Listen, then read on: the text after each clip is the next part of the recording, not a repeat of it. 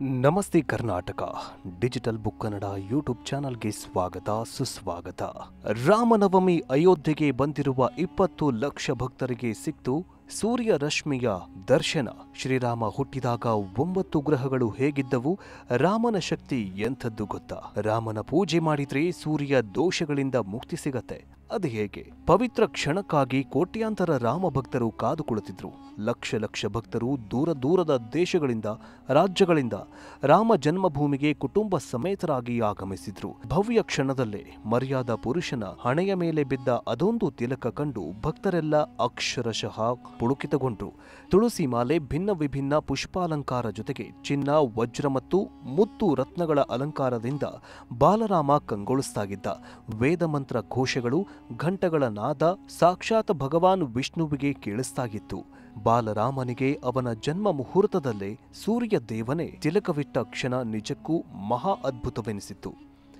ನಿಮಗೆಲ್ಲರಿಗೂ ಗೊತ್ತಿರೋ ಹಾಗೆ ಭಾನುವಾರ ಅಂತಂದ್ರೆ ವಿಶೇಷ ದಿನ. ಯಾಕಂತಂದ್ರೆ ದೇಶಾದ್ಯಂತ ರಾಮನವಮಿ ಸಂಭ್ರಮ ಜೋರಾಗಿತ್ತು. ಪ್ರಭು ಶ್ರೀರಾಮನ ಹುಟ್ಟು ಹಬ್ಬ ಅಂತಂದ್ರೆ ರಾಮನವಮಿಯನ್ನ ಹಿಂದೂಗಳ ಪಾಲಿನ ದೊಡ್ಡ ಹಬ್ಬ ಅಂತಲೇ ಪರಿಗಣಿಸಲಾಗತ್ತೆ.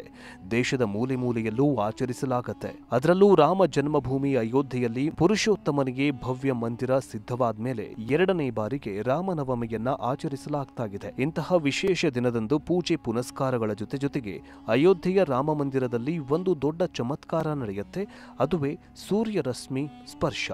ಪ್ರಭು ಶ್ರೀರಾಮ ಹುಟ್ಟಿದ ಮುಹೂರ್ತದ ಸಮಯಕ್ಕೆ ಸರಿಯಾಗಿ ಆ ಭಾಸ್ಕರನೇ ಬಂದು ಬಾಲರಾಮನಿಗೆ ತಿಲಕ ಇಡುತ್ತಾನೆ. ಅಂಥದ್ದೊಂದು ಚಮತ್ಕಾರ ತಂತ್ರಜ್ಞಾನಕ್ಕೆ ಈ ವರ್ಷವೂ ಬಾಲರಾಮನ ಗರ್ಭಗುಡಿ ಸಾಕ್ಷಿಯಾಯಿತು. ಈ ವರ್ಷ ಕೂಡ ಸರಿಯಾಗಿ 12 ಗಂಟೆ ಸುಮಾರಿಗೆ ಭಕ್ತರ ನೆತ್ತಿಯ ಮೇಲಿದ್ದ ಭಾಸ್ಕರ ರಾಮಲಲ್ಲಾನ ಗರ್ಭಗುಡಿ ಪ್ರವೇಶಿಸಿ ತಿಲಕವನ್ನ ಬಿಟ್ಟಿದ್ದಾನೆ. ಬರೋಬ್ಬರಿ 4 ನಿಮಿಷಗಳ ಕಾಲ ಈ ಸೂರ್ಯ ತಿಲಕ ಚಮತ್ಕಾರ ನಡೆದಿದ್ದು ಕೋಟ್ಯಾಂತರ ಭಕ್ತರು ಕಣ್ಣಾರೆ ಕಂಡು ಪುಳುಕಿತರಾದ್ರು. ಅಷ್ಟಕ್ಕೂ ಪ್ರಭು ರಾಮನಿಗೆ ಸೂರ್ಯ ತಿಲಕದ ವ್ಯವಸ್ಥೆಯದ ಹಿಂದೆ ಒಂದು ಚಾಣಕ್ಯ ತಂತ್ರವೇ ಅಡಗಿದೆ. ಅದರ ಬಗ್ಗೆ ಆಮೇಲೆ ಹೇಳ್ತೀವಿ. ಅದಕ್ಕೂ ಮುಂಚೆ ಸೂರ್ಯ ದೇವ ಪ್ರಭು ಶ್ರೀರಾಮನಿಗೆ ತಿಲಕ ಇಡಬೇಕು ಅನ್ನೋದು ನಿಜಕ್ಕೂ ಕುತೂಹಲಕಾರಿ. ನಮ್ಮ ಭರತ ಖಂಡದಲ್ಲಿ 2 ಪ್ರಧಾನ ಅಂಶಗಳಿವೆ. ಅದರಲ್ಲಿ ಒಂದು ಸೂರ್ಯವಂಶ, ಮತ್ತೊಂದು ಚಂದ್ರವಂಶ. ಸೂರ್ಯವಂಶ ಅಂತಂದ್ರೆ ಸಾಕ್ಷಾತ್ ಸೂರ್ಯ ದೇವನಿಂದಲೇ ಬಂದಂತಹ ವಂಶ. ಚಂದ್ರವಂಶ ಅಂತಂದ್ರೆ ಚಂದ್ರನಿಂದ ಬಂದಂತಹ ವಂಶ. ಪ್ರಭು ಶ್ರೀರಾಮನು ಸೂರ್ಯ ವಂಶಸ್ಥನಾಗಿದ್ದು ಸೂರ್ಯವಂಶದಲ್ಲಿ ರಾಮನಾಗಿ ವಿಷ್ಣು ಅವತಾರವನ್ನ ಎತ್ತಿದ್ದ. ಅದೇ ವಿಷ್ಣು ಚಂದ್ರವಂಶದಲ್ಲಿ ಕೃಷ್ಣನಾಗಿ ಅವತರಿಸಿದ್ದ.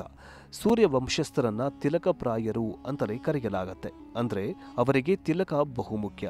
ಅದರಲ್ಲೂ ಶ್ರೀರಾಮನು ಸೂರ್ಯ ವಂಶದಲ್ಲಿಯೇ ಪ್ರಧಾನವಾಗಿದ್ದು ಆತನನ್ನ ಸೂರ್ಯ ವಂಶದ ತಿಲಕ ಅಂತಲೇ ಕರೆಯಲಾಗತ್ತೆ. ಸೂರ್ಯ ದೇವನ ಮುಂದೆ ಯಾರ ಆಟ ನಡೆಯೋದಿಲ್ಲ. ಸೂರ್ಯನ ಎದುರು ಹಾಕೊಂಡ್ರೂ ಸುಟ್ಟು ಭಸ್ಮವಾಗ್ಬಿಡ್ತಾರೆ. ಇಡೀ ಸೃಷ್ಟಿಯ ಕಣಕಣದಲ್ಲೂ ಸೂರ್ಯ ದೇವ ಆವರಿಸಿದ್ದಾನೆ. ಪ್ರತಿಯೊಂದು ಕ್ಷಣದಲ್ಲೂ ತನ್ನ ಪ್ರಭಾವವನ್ನ ಬೀರ್ತಾನೆ ಇರ್ತಾನೆ. ಅಷ್ಟೇ ಶಕ್ತಿಶಾಲಿಯಾಗಿದ್ದು ಪ್ರಭು ಶ್ರೀರಾಮನ ಈ ಒಂದು ಸೂರ್ಯವಂಶ. ಅದೇಗೆ ಬೀದಿ ಬದಿಯ ಒಂದು ದೀಪ ದೂರದವರೆಗೂ ಬೆಳಕು ಕೊಡುತ್ತೋ ಹಾಗೆಯೇ ಮನುವು ತನ್ನ ರಾಜ ಪರಂಪರೆಯನ್ನ ಜ್ಯೇಷ್ಠ ಪುತ್ರನಾದ ಇಕ್ಷ್ವಾಕುವಿನ ಮೂಲಕ ಜಗತ್ತಿಗೆ ಪರಿಚಯಿಸಿದ. ಇಕ್ಷ್ವಾಕು ತನ್ನ ನಿಷ್ಕಾಮ ಕರ್ಮದಿಂದ ಮತ್ತು ಶ್ರದ್ಧೆಯ ತಪಸ್ಸಿನಿಂದ ನಾರಾಯಣನ್ನ ಒಲಿಸಿಕೊಂಡು ತನ್ನ ವಂಶದಲ್ಲಿ ಅವತರಿಸಬೇಕು ಅಂತ ಪ್ರಾರ್ಥಿಸಿದ್ದ. ಅದರ ಫಲವೇ ಹಲವಾರು ತಲೆಮಾರುಗಳ ನಂತರ ಈ ರಾಮನ ಅವತಾರ. ಇಂತಹ ರಾಮನಿಗೆ ಆತನ ಜನ್ಮದಿನದಂದು ಖುದ್ದು ಸೂರ್ಯ ದೇವನೇ ತಿಲಕವನ್ನ ಇಟ್ಟು ಜಗತ್ತಿಗೆ ಒಳ್ಳೆಯದು ಅನ್ನೋ ನಂಬಿಕೆಗಿದೆ. ಹಾಗಾದ್ರೆ ರಾಮನವಮಿ ಪ್ರತಿ ವರ್ಷ ಒಂದೇ ದಿನ ಯಾಕೆ ಬರೋದಿಲ್ಲ? ಏನಿದು ರಾಮ ರಹಸ್ಯ, ರಾಮ ಜನ್ಮ ರಹಸ್ಯ ಅಂತ ನೋಡ್ತಾ ಹೋಗೋದಾದ್ರೆ, ಪ್ರಭು ಶ್ರೀರಾಮನದ್ದು ಶ್ರೇಷ್ಠ ಜಾತಕ. ರಾಮನ ಜನ್ಮ ಮುಹೂರ್ತದ ಆಧಾರದ ಮೇಲೆ ಅವನ ಜನ್ಮದಿನ ಆಚರಿಸಲಾಗತ್ತೆ. ಉತ್ತರಾಯಣ ವಸಂತ ಋತು ಚೈತ್ರ ಮಾಸ ಶುಕ್ಲ ಪಕ್ಷದ ನವಮಿಯಂದು ರಾಮನ ಜನನವಾಯಿತು. ಮಧ್ಯಾಹ್ನ 12 ಗಂಟೆಗೆ ಸೂರ್ಯ ನೆತ್ತಿಯ ಮೇಲಿದ್ದಾಗ ರಾಮನ ಅವತಾರವಾಯಿತು ಅಂತಲೇ ನಂಬಲಾಗತ್ತೆ. ರಾಮನ ಜನನವಾದಾಗ ಎಲ್ಲ ಗ್ರಹಗಳು ನಕ್ಷತ್ರಗಳು ತುಂಬಾನೇ ಉಚ್ಚವಾಗಿದ್ದವು. ಸಂವತ್ಸರಗಳು ಬದಲಾಗತ್ವೆ, ಆದರೆ ತಿಥಿ ಬದಲಾಗೋದಿಲ್ಲ. ಈ ವರ್ಷ ವಿಶ್ವಾವಸು ನಾಮ ಸಂವತ್ಸರದಲ್ಲಿ ಪ್ರಭು ಶ್ರೀರಾಮ ನವಮಿ ಬಂದಿದೆ. ಇನ್ನು ಶ್ರೀರಾಮನನ್ನ ಅದೇಗೆ ವಿಷ್ಣುವಿನ ಅವತಾರ ಅಂತ ಕರೀತಾರೆ ಅಂತಂದ್ರೆ, ನಾವೀಗಾಗಲೇ ಹೇಳಿದಂತೆ ರಾಮನ ಜನನವಾದಾಗ ಎಲ್ಲ ಗ್ರಹಗಳು ನಕ್ಷತ್ರಗಳು ಉಚ್ಚವಾಗಿದ್ವು. ಬರೀ 1-2 ಗ್ರಹಗಳು ಉಚ್ಚವಾಗಿದ್ರೇನೆ ಮನುಷ್ಯ ಇಡೀ ಭೂಲೋಕಕ್ಕೆ ಖ್ಯಾತಿಯಾಗ್ಬಿಡ್ತಾನೆ. ಅಂಥದ್ರಲ್ಲಿ ಶ್ರೀರಾಮ ಹುಟ್ಟಿದಾಗ 9 ಗ್ರಹಗಳು ಉಚ್ಚವಾಗಿದ್ವು. ರಾಮನ ಶಕ್ತಿ ಎಂತಹದ್ದು ಅನ್ನೋದು ರಾಮನ ಶಕ್ತಿ ಎಂಥದ್ದು ಅನ್ನೋದು ಅರ್ಥ ಮಾಡ್ಕೊಳ್ಳೋಕೆ ಇದೇ ಕಾರಣಕ್ಕಾಗಿಯೇ ರಾಮನ ಎದುರು ಪರಖಾಂಡ ಪಂಡಿತ ಅಂತ ಕರೆಸಿಕೊಂಡಿದ್ದ ರಾವಣಾಸುರನ ಆಟವೂ ಕೂಡ ನಡೆಯಲಿಲ್ಲ. ರಾಮನ ಜಾತಕದ ಪ್ರಕಾರವೇ ಆತ ದೇವರೂ ಹೌದು. ಆತನ ಎದುರಿಗೆ ಶತ್ರುಗಳು ಎಷ್ಟೇ ಶಕ್ತಿಶಾಲಿಯಾದರೂ ಉಳಿಗಾಲ ಇಲ್ಲ.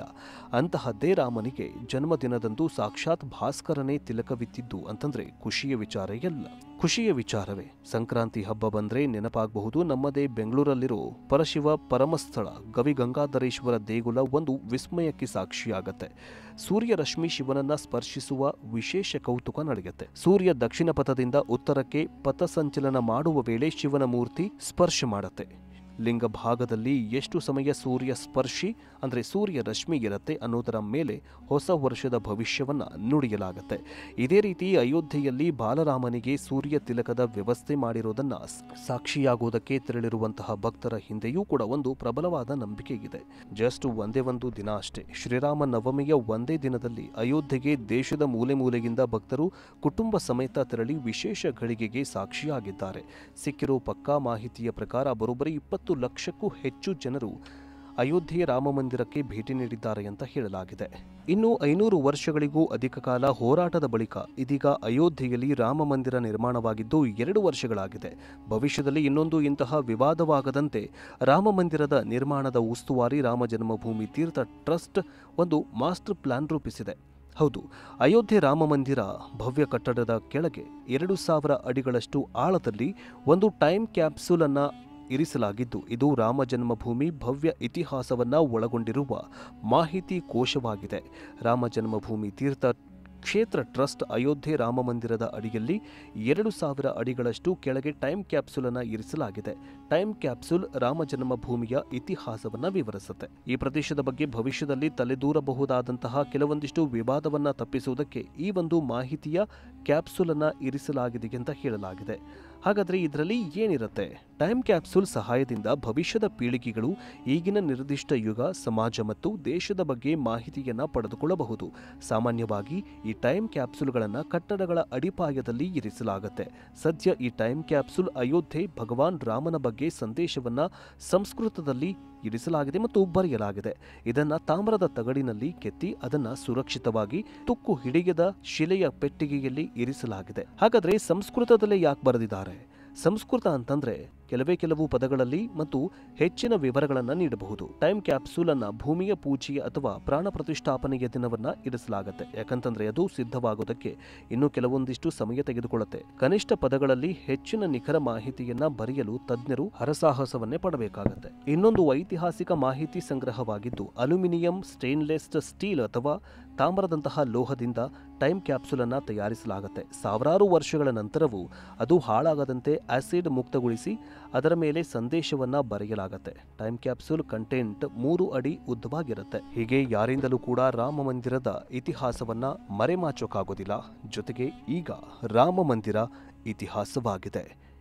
ನೀವೇನಾದರೂ ಶ್ರೀರಾಮನ ಭಕ್ತರಾಗಿದ್ರೆ ಈ ಕೂಡಲೇ ಜೈ ಶ್ರೀರಾಮ್ ಅಂತ ಕಮೆಂಟ್ ಮಾಡಿ. ಮುಂದಿನ ವಿಡಿಯೋದಲ್ಲಿ ಮತ್ತೆ ಸಿಗೋಣ. ಜೈ ಹಿಂದ್, ಜೈ ಕರ್ನಾಟಕ.